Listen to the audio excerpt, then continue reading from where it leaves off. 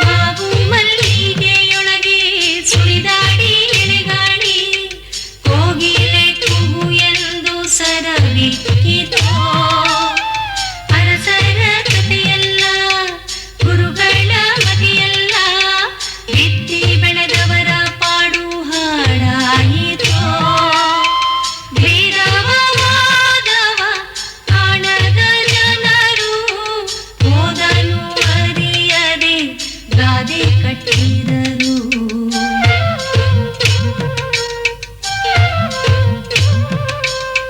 ಮಣ್ಣಲ್ಲಿ ಮಣ್ಣಾಗಿ ಕಂಪು ದಿಕ್ಕಿಗೆ ತುಂಬಿ ಜಗಕ್ಕೆಲ್ಲ ಸೂಸ್ಯಾರೋ ಸಿರಿಗಂಧ.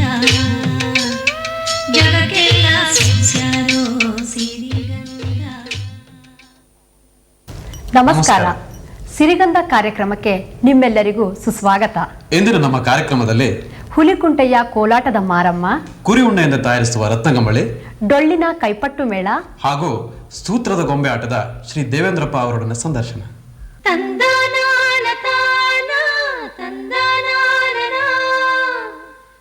ಒಂದಾನೊಂದು ಕಾಲದಲ್ಲಿ ನಡೆದ ಸತ್ಯ ಸಂಗತಿಗಳನ್ನು ಆಧರಿಸಿ ಜಾತ್ರೆ ನಡೆಸಿ ಕಥಾ ವ್ಯಕ್ತಿಗಳ ವೇಷಗಳನ್ನು ಹಾಕಿಸಿ ಅವರನ್ನೇ ದೇವರು ದುಷ್ಟರು ಎಂದು ಕಲ್ಪಿಸಿಕೊಂಡು ಅದಕ್ಕೆ ತಕ್ಕಂತೆ ನಡೆಸುವ ಆಚರಣೆಯ ವಿಶಿಷ್ಟವಾದ ಜಾತ್ರೆಯೊಂದಿದೆ. ಪ್ರಿಯ ವೀಕ್ಷಕರೇ, ಈಗಾಗಲೇ ನೀವು ಸಿರಿಗಂಧದಲ್ಲಿ ಹಲವಾರು ಜಾತ್ರೆಗಳನ್ನು, ಊರ ಹಬ್ಬಗಳನ್ನು ನೋಡಿದಿರಲ್ವಾ? ಈಗ ವಿಶೇಷವಾದ ಜಾತ್ರೆಯೊಂದನ್ನು ತಿಳಿಸಲು ನಿಮಗೆ ಸಂತೋಷವಾಗುತ್ತದೆ. ಅದೇ ಕೋಲಾಟದ ಮಾರಮ್ಮ. ಈ ಜಾತ್ರೆ ಹಲವಾರು ವೈಶಿಷ್ಟ್ಯಗಳಿಂದ ಕೂಡಿದೆ. ಇದನ್ನು ನೋಡಲು ನಾವೀಗ ತುಮಕೂರು ಜಿಲ್ಲೆ ಕೊರಟಗೆರೆ ತಾಲೂಕಿನ ಹುಲಿಕುಂಟೆ ಗ್ರಾಮಕ್ಕೆ ಹೋಗೋಣ. ಹುಲಿಕುಂಟೆ ಒಂದು ಕಾಲಕ್ಕೆ ಹುಲಿಗಳ ಬೀಡಾಗಿದ್ದ ಕಾಡು. ಅಲ್ಲೊಂದು ಸಹಜವಾಗಿ ಮೂಡಿದ್ದ ನೀರಿನ ಕುಂಟೆ. ಬಾಯಾರಿದ ಹುಲಿಗಳು ನೀರು ಕುಡಿಯುತ್ತಿದ್ದ ಜಾಗವಾದ್ದರಿಂದ ಹುಲಿಕುಂಟೆ ಎಂಬ ಹೆಸರು ಪ್ರಸಿದ್ಧಿಗೆ ಬಂತೆಂದು ತಿಳಿದು ಬರುತ್ತದೆ.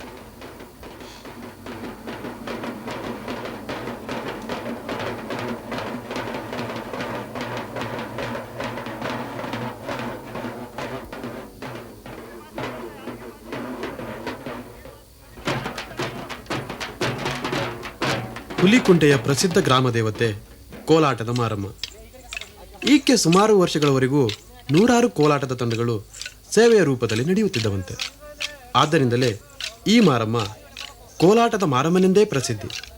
ಆದರೆ ಶೋಚನೀಯ ಸಂಗತಿ ಎಂದರೆ ಇಂದು ಪಳೆಯುಳಿಕೆಯಂತೆ ಕೇವಲ ಒಂದೆರಡು ಕೋಲಾಟದ ತಂಡಗಳು ಮಾತ್ರ ಇಲ್ಲಿ ಕಾಣಸಿಗುತ್ತವೆ. ಕೋಲಾಟದ ಮಾರಮ್ಮನ ಈ ಹಬ್ಬದಲ್ಲಿ ಒಂದೆರಡು ಆಚರಣೆಗಳು ವಿಶೇಷವಾಗಿ ಗಮನ ಸೆಳೆಯುತ್ತವೆ. ಎಲ್ಲ ಗ್ರಾಮ ದೇವತೆಗಳಂತೆ ಈ ದೇವತೆಯು ಕೂಡ ವೀರಮಾಸ್ತಿಯಾಗಿ ನಿಲ್ಲುತ್ತಾಳೆ.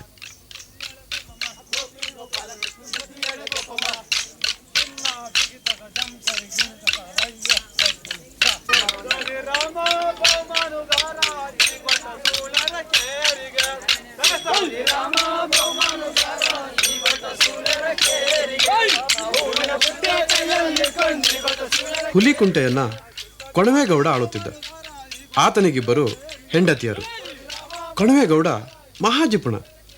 ಎತ್ತು ಸಾಕಲು ಹುಲ್ಲು ಹುರುಳಿ ಹೊಂಚಬೇಕಾಗುತ್ತದೆಂದು ತನ್ನ ಆಳುಗಳ ಹೆಗಲಿಗೆ ನೊಗ ಹೂಡಿ ಹೊಲಗೈದ ಮಹಾಜುಗ್ಗ. ಗೌಡನಿಗೆ ಮಹಾಸುಂದರಿ ಎನ್ನಿಸುವ ಮಗಳಾದಳು. ಗೌಡನ ಹೆಂಡತಿಯರು ನಾನಾ ಕಾರಣಗಳಿಗೆ ತೀರಿಕೊಂಡು ಸುಂದರಿ ತಬ್ಬಲಿಯಾಗಿ ಬೆಳೆದಳು. ಊರಗೌಡನ ಜೀತದಾಳು ಕಂಬಯ್ಯ ತಾರುಣ್ಯಕ್ಕೆ ಕಾಲಿರಿಸಿದ್ದ. ಗೌಡನ ಮಗಳನ್ನ ವಶ ಮಾಡಿಕೊಂಡರೆ ಆಗುವ ಲಾಭದ ಬಗ್ಗೆ ಚಿಂತೆ ಮಾಡಿದ. ಸುಂದರಿಯನ್ನ ವಂಚಿಸಲು ಮೊದಲು ಮಾಡಿದ. ಗೌಡನ ಮಗಳಿಗೆ ಕಂಬಯ್ಯನ ಸಂಚು ತಿಳಿಯಿತು. ಆಸ್ತಿ ಆಸೆಗೆ ನಾಲಿಗೆ ಚಾಚುವ ಕಂಬಯ್ಯನ ಬಗ್ಗೆ ಹೇಸಿದಳು. ಒಂದು ದಿನ ಮುಂಬೆಳಗು ಕೂಗಳತೆಯ ಅಂತರದಲ್ಲಿ ಜನರ ಸುಳಿವಿರಲಿಲ್ಲ. ಕಂಬಯ್ಯನ ದುರಾಲೋಚನೆಗೆ ರೆಕ್ಕೆ ಪುಕ್ಕ ಬಂದವು. ಒಳ ವಿಚಾರವನ್ನ ಒಂಟಿ ಹೆಣ್ಣಿಗೆ ಹೇಳಿ ನಿರಾಕರಿಸಿದರೆ ಕೇಡೆಂದು ಹೆದರಿಸಿದ. ಕಸಗುಡಿಸಿ ತಿಪ್ಪೆಗೆ ಹಾಕುವ ನೆಪವೊಡ್ಡಿ ಪೊರಕೆ ಮರ ಹಿಡಿದು ಹಟ್ಟಿಗುಡಿಸಿದಳು. ಕಂಬಯ್ಯ ಒಡೆಯನ ಮನೆಗೆ 2 ಬಗೆಯಲು ಒಳನುಗ್ಗಿ ಕೂತ. ಈ ಹುಡುಗಿ ಮರ ಪೊರಕೆ ಹಿಡಿದು ಊರ ಮುಂದೆ ಹುಲ್ಲು ಬಣವೆಗೆ ಬೆಂಕಿ ಇರಿಸಿ ಉರಿಯುವ ಅಗ್ನಿಗೆ ಬಿದ್ದಳು. ಮೈ ಸುಟ್ಟು ಉರಿ ಎದ್ದಿತು. ತಡೆಯಲಾರದೆ ಬಾವಿಗೆ ಬಿದ್ದಳು. ಕಂಬಯ್ಯನಿಗೆ ಪಾಪದ ಅರಿವಾಗಿ ಭೀತಿಯಿಂದ ತಾನೂ ಬಾವಿಗೆ ಬಿದ್ದು ಸತ್ತ. ಗೌಡನ ಮಗಳಿಗೆ ಮಹಾಸತಿ ಪಟ್ಟ ದೊರೆಯಿತು. ಪಾಪಿ ಕಂಬಯ್ಯನಿಗೆ ಶಿಕ್ಷೆಯಾಗಬೇಕು. ಊರ ಜನಪದರು ಮಾಸ್ತಿಯನ್ನ ಆರಾಧಿಸಿ ಜಾತ್ರೆ ನಡೆಸಿದರು. ಕಂಬಯ್ಯನಿಗಾಗಿ ಶಾಸ್ತ್ರದ ಪುಸ್ತಕ ತಿರುವಿ ಹಾಕಿಸಿದರು. ಆತ ಹತ್ತಿ ಮರದಲ್ಲಿ ನೆಲೆಯಾಗಿ ನಿಂತಿದ್ದ. 3 ಕವಲುಳ್ಳ ಹತ್ತಿ ಕೊನೆಯನ್ನು ಕತ್ತರಿಸಿ ತಂದು ದೇವರ ಜಾತ್ರೆಯಲ್ಲಿ ಗುಡಿಯ ಮುಂದೆ ಹೂತು ಕಂಬ ಮಾಡಿ ನೆಟ್ಟರು. ಕೋಲಾಟದ ಮಾರಮ್ಮನ ಜಾತ್ರೆಯಲ್ಲಿ ಈ ಕಥಾ ಸಂಗತಿಗಳೆಲ್ಲ ಪಾತ್ರಗಳ ಮುಖಾಂತರ ಜನರ ಮುಂದೆ ನಿಲ್ಲುತ್ತವೆ.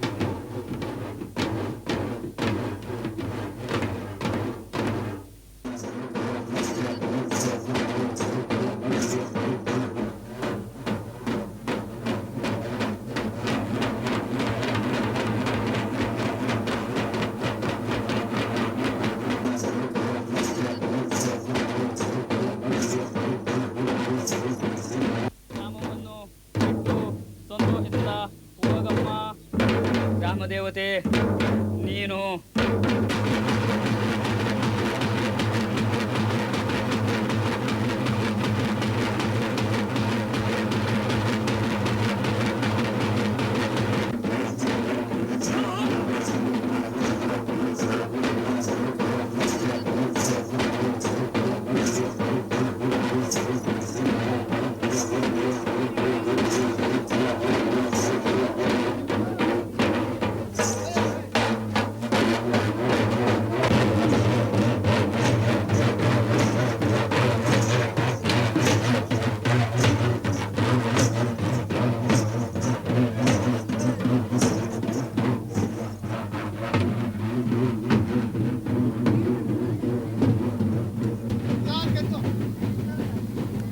ದೇವಿ ಪಾತ್ರಕ್ಕೆ ಪೂಜೆ, ಮೆರವಣಿಗೆ, ಕೊಣವೇಗೌಡನ ಬೇಸಾಯ, ಮಾಸ್ತಿಯನ್ನು ಕಂಬಯ್ಯನಿಂದ ಕಾಪಾಡಿದ ಮರ, ಪೊರಿಕೆ ಎಲ್ಲವೂ ಇಲ್ಲಿ ಆರಾಧನೆ ಹೊಂದುತ್ತವೆ. ಹೆಣ್ಣು ಗಂಡಿನ ಅನೀತಿ ಸಂಪರ್ಕಕ್ಕೆ ಆಗುವ ಶಿಕ್ಷೆಯನ್ನು ಈ ಜಾತ್ರೆಯಲ್ಲಿ ಮಾರ್ಮಿಕವಾಗಿ ಬಿಂಬಿಸಲಾಗುತ್ತದೆ.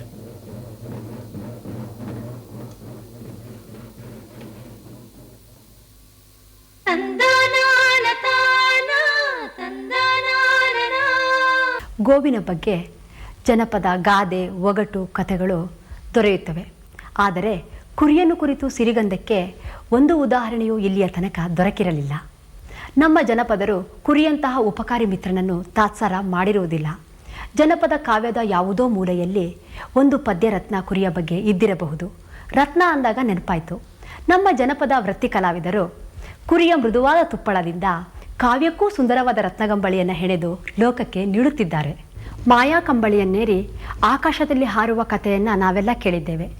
ಮಾತನಾಡುವ ಚಿತ್ತಾರದ ಕಂಬಳಿಗಳ ಬಗ್ಗೆಯೂ ಕೇಳಿದ್ದೇವೆ.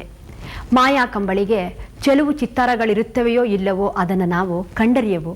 ಆದರೆ ಧಾರವಾಡ ಜಿಲ್ಲೆ ರಾಣಿಬೆನ್ನೂರಿನಲ್ಲಿ ತಯಾರಿಸುವ ರತ್ನಗಂಬಳಿಗೆ ಹಾರುವ ಮಂತ್ರಶಕ್ತಿಯೊಂದನ್ನು ಬಿಟ್ಟು ಇನ್ನುಳಿದ ಕಂಡು ಕೇಳಿದ ಚೆಲುವೆಲ್ಲ ಚಿತ್ತಾರಗೊಂಡಿರುತ್ತವೆ.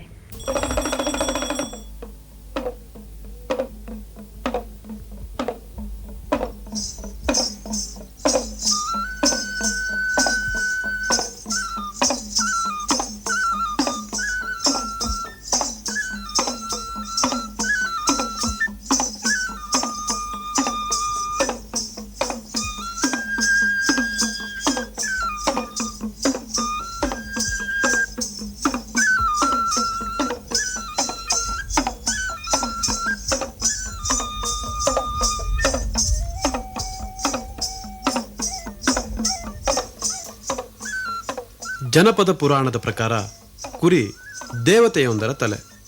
12 ರಾಶಿಗಳಲ್ಲಿ ನಾವು ನಮ್ಮ ಅದೃಷ್ಟ ದುರಾದೃಷ್ಟಗಳನ್ನು ಅಳೆದುಕೊಳ್ಳುತ್ತೇವೆ.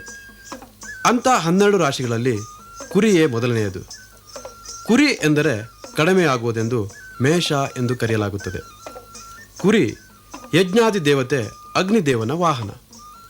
ಎಲ್ಲಕ್ಕಿಂತ ಮಿಗಿಲಾಗಿ ಚಳಿಗಾಲದಲ್ಲಿ ತೊಟ್ಟಿಲ ಕೂಸುಗಳಿಂದ ಮೊದಲುಗೊಂಡು ಕೋಲು ಹಿಡಿದ ಅಜ್ಜ ಅಜ್ಜಿಯರು ಬಯಸುವುದು ಕುರಿ ತುಪ್ಪಳದಿಂದ ಮಾಡಿದ ಉಡುಪನ್ನು.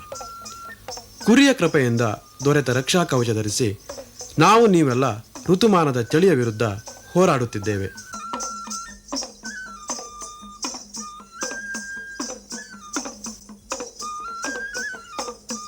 ಕುರಿಯ ಬಂಡವನ್ನು ದಾರ ಮಾಡಿ ಆಯವರಿತು ಹೆಣೆದು ನೇಯ್ದ ಕಂಬಳಿ ಮನುಕುಲಕ್ಕೆ ಕಲೆಗಾರರು ಕೊಟ್ಟ ಮೊದಲ ಬಳುವಳಿ.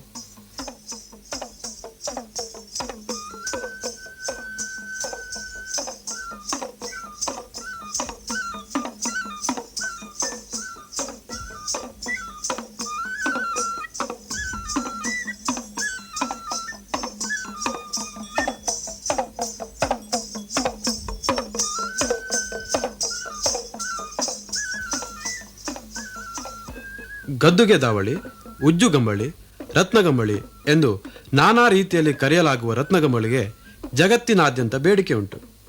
ಕಾಶ್ಮೀರದಂತಹ ಚಳಿ ಸೀಮೆಯಲ್ಲಿ ದೊರಕುವ ಕುರಿಗಳ ತುಪ್ಪಳ ಮೃದುವಾದರೆ ಬಯಲು ನಾಡಿನ ಉಷ್ಣ ದೇಶವಾದ ಕರ್ನಾಟಕದಲ್ಲಿ ದೊರೆಯುವ ಉಣ್ಣೆ ಸ್ವಲ್ಪ ಒರಟು. ರಾಣೆಬೆನ್ನೂರಿನ ರತ್ನಗಂಬಳಿಗಳು ತಯಾರಾಗುವುದು ಸಂಪ್ರದಾಯಬದ್ಧ ಹೆಣಿಗೆಯಿಂದ. ಬಣ್ಣ ಹಾಕುವುದರಿಂದ ಹಿಡಿದು ಹುರಿ ಮಗ್ಗವೇರಿಸುವ ತನಕ ನಡೆಯುವ ನಾನಾ ಸಂಸ್ಕಾರಗಳಿಗೆ ಈ ಕುರಿ ಬಂಡ ಮೈಯೊಡ್ಡಿ ರತ್ನಗಂಬಳಿ ರೂಪ ತಾಳುವುದೇ ಒಂದು ಸುಂದರ ನೋಟ.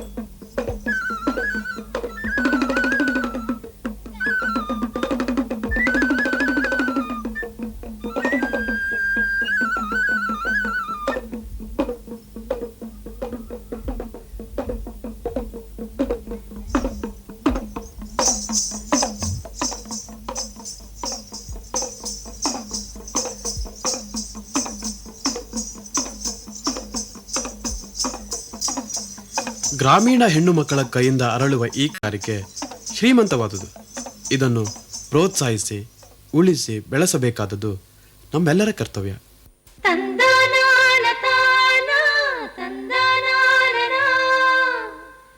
ಡೊಳ್ಳು ಮೇಳ ಅಂದ ತಕ್ಷಣ ಕಿವಿಗಳಲ್ಲಿ ಗುಡುಗುವ ಶಬ್ದ ಕೇಳಿಸ್ತಾ ಇರಬೇಕಲ್ವಾ? ಡೊಳ್ಳಿನ ಎರಡೂ ಕಡೆಗೆ ಕೈಗಳಿಂದ ಬಾರಿಸುವುದಕ್ಕೆ ಡೊಳ್ಳಿನ ಕೈಪೆಟ್ಟು ಎಂದು ಕರೆಯುತ್ತಾರೆ. ಡೊಳ್ಳು ಮೇಳದಂತೆ ಡೊಳ್ಳಿನ ಕೈಪೆಟ್ಟು ಒಂದು ಮೇಳ. ಆದರೆ ಇದರಲ್ಲಿ ಡೊಳ್ಳು ಮಾತ್ರ ಒಂದೇ. ತಾಳ, ಶ್ರುತಿ, ಮೌರಿ ನಾದದ ಜೊತೆಯಲ್ಲಿ ಮೆರೆಯುವ ಈ ಮೇಳ ನೋಡಲು ಮತ್ತು ಕೇಳಲು ಆನಂದವಾಗಿರುತ್ತದೆ. ಉತ್ತರ ಕರ್ನಾಟಕದ ಭಾಗದಲ್ಲಿ ಹೆಚ್ಚಾಗಿ ಪ್ರಚಲಿತವಿರುವ ಈ ಡೊಳ್ಳಿನ ಕೈಪೆಟ್ಟನ್ನು ನುಡಿಸುವ ಮೇಳದವರು ಹೆಚ್ಚಾಗಿ ಕುರುಬ ಜನಾಂಗದ ಬಂಧುಗಳು. ಇವರಿಗೆ ಡೊಳ್ಳು ನುಡಿಸುವುದು, ಅದರ ಜೊತೆಗೆ ಹಾಡುವುದು ಮತ್ತು ಕುಣಿಯುವುದು ಬೀರಪ್ಪನ ಪೂಜೆ ಎಂದೇ ನಂಬುತ್ತಾರೆ. ಬೆಳಗಾವಿ ಜಿಲ್ಲೆಯ ರಾಯಭಾಗ ತಾಲೂಕಿನ ಅಲಕನೂರಿನ ಶ್ರೀ ಶಂಕರಸಿದ್ದಪ್ಪ ಪೂಜಾರಿ ಮತ್ತು ತಂಡದವರ ಡೊಳ್ಳಿನ ಕೈಪೆಟ್ಟಿನ ಪಟ್ಟುಗಳನ್ನು ನೋಡೋಣ.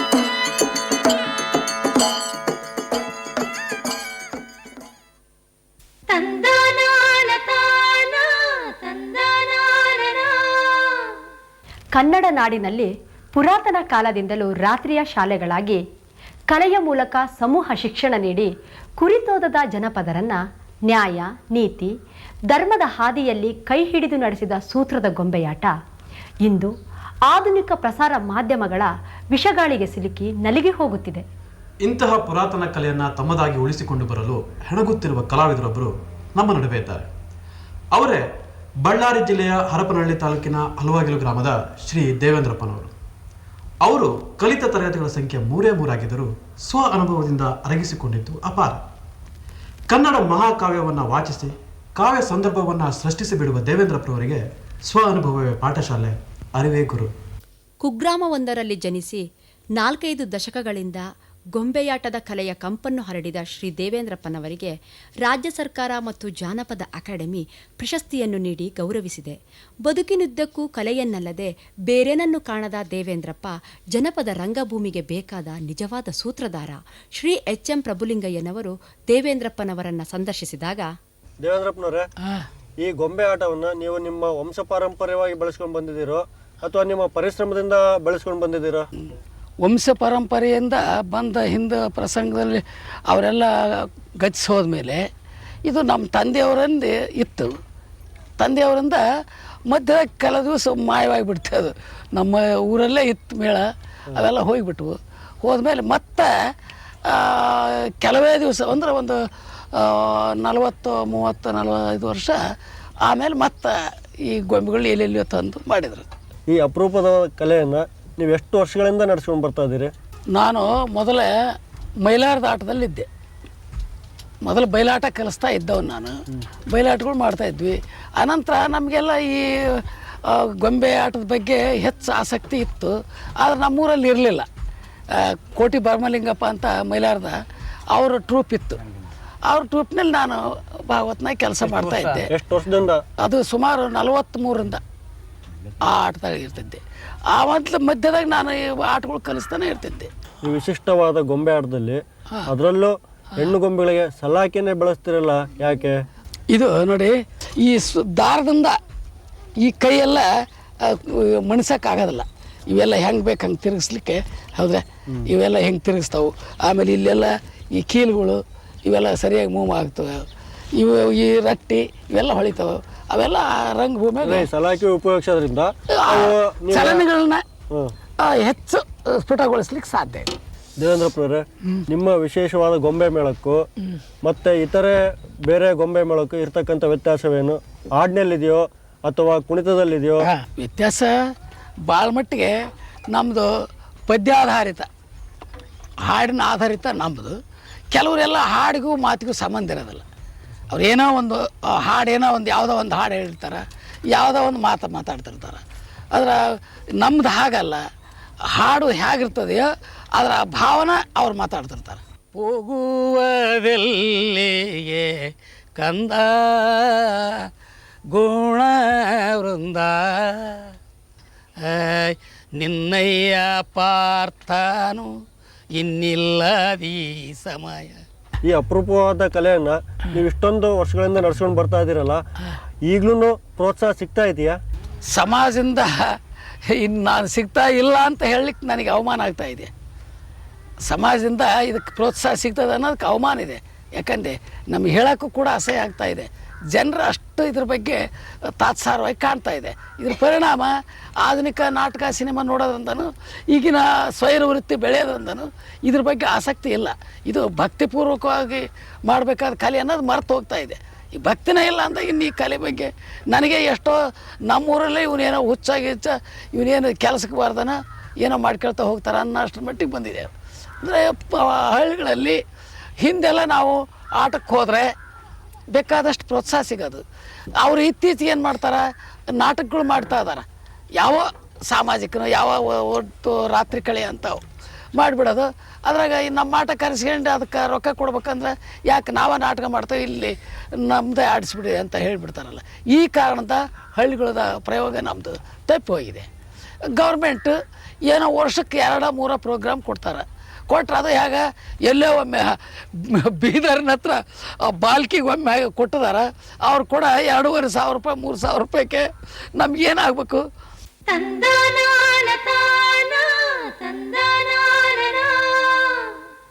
ಮತ್ತೆ ಮುಂದಿನ ವಾರ ಭೇಟಿಯಾಗೋಣ. ನಮಸ್ಕಾರ.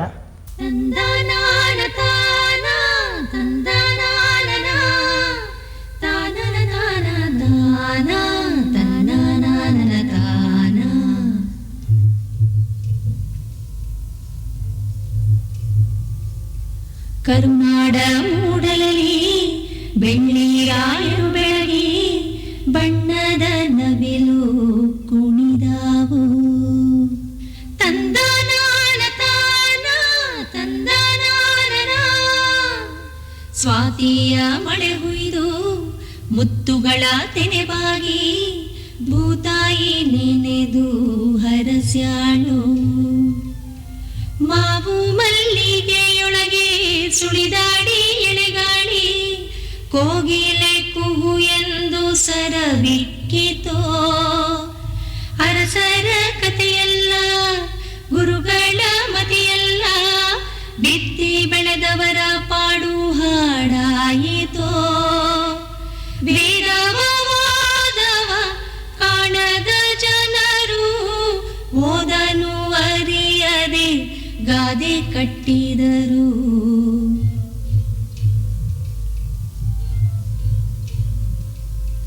ಮಣ್ಣಲ್ಲಿ ಮಣ್ಣಾಗಿ ಕಂಪು ದಿಕ್ಕಿಗೆ ತುಂಬಿ ಜಗಕ್ಕೆಲ್ಲ ಸೂಸ್ಯಾರೋ ಸಿರಿಗಂಧ, ಜಗಕ್ಕೆಲ್ಲ ಸೂಸ್ಯಾರೋ ಸಿರಿಗಂಧ.